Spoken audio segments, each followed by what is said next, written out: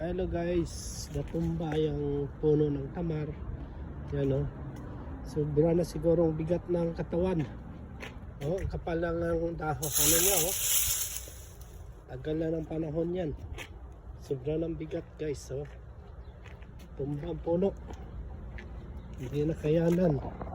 Yan, may perang puno oh, na alala oh. Lumang pera yan oh.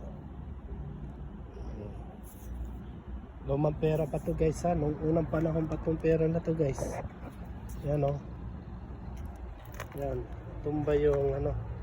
Sobrang bigat. Yan o. Tumba yung puno. Yan. Hindi na kayanan ng bigat.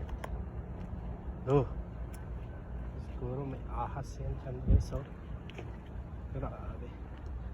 Tumba ang puno guys. Ang daming itlog oh. Ng mga ibon. Daming pugad oh. Ayan, pugad ng ibon oh. May sisiw pa. Ayan.